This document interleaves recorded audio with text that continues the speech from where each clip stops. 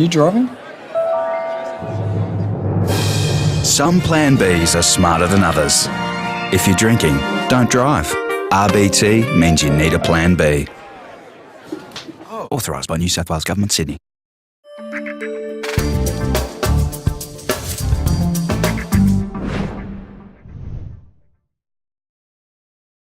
It was okay. It was, batting out there with Benny. I know Benny quite well, so it was quite relaxing, and it was good to get out there amongst runs.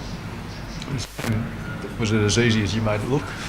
I'd take it as a compliment. It didn't feel all that easy out there when they put the ball in the right areas. There was still jagging a little bit. As I saw sort of with the second year ball there, it would have been nice to have two set batsmen against the second year ball, because we did know that there still was a bit of a green tinge, hence why they bowled first. So we had a really good session in the middle of the day, and I think we scored 170 or 160 runs without a wicket, but unfortunately just at the end there we just let it slip a bit. But I think we're pretty happy with 370 in one day's play on that type of wicket. How do you feel like that sets up the game as a whole? I mean, 370 odd, do you feel like that's enough for a first innings total to set up the game? I think especially how quickly we scored the runs, almost 4 runs and over on day one.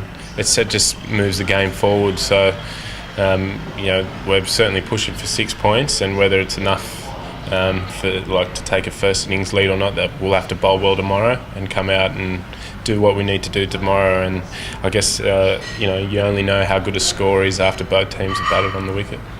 For yourself personally, I mean that's your best score of the summer by some margin. How nice is it for you to be able to get out there and kind of kickstart your season a little bit? Yeah, it was good. I mean, it was my third game this year for New South Wales, so it was nice to get some runs under the belt in the blue cap. And as you mentioned, I think my high score before that was 30. So it was good to get out there and spend a good time in the middle. Would have liked to have spent a little bit more, but don't want to get greedy. So.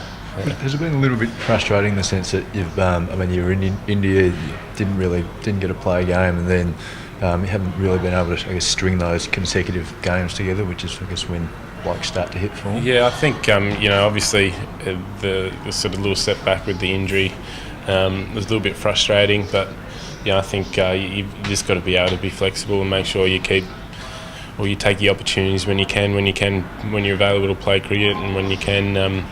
Keep stringing those games together and being patient for those times to come. Ben Rohrer, you mentioned how comfortable you are batting with him. Don't imagine he was too pleased when he got out for 97, but it was a terrific innings up until that point.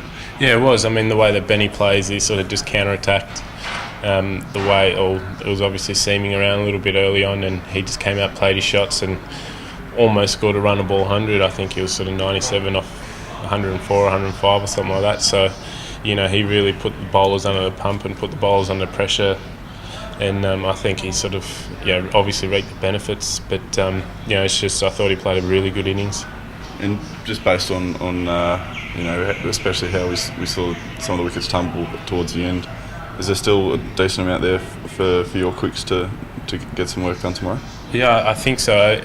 Even when we came off at tea after sort of that big session in the middle, we both said that at times we were also a bit streaky. There was a couple of edges that went through the slips, and certainly things that could have gone the other way as well. And as we saw in the last session, there's a lot of nicks caught behind. So we know if we bowl well tomorrow, which we have to do first, but if we bowl well tomorrow, we think you don't know exactly how much is going to be enough, but I think that's a pretty good total, depending on obviously how we bowl.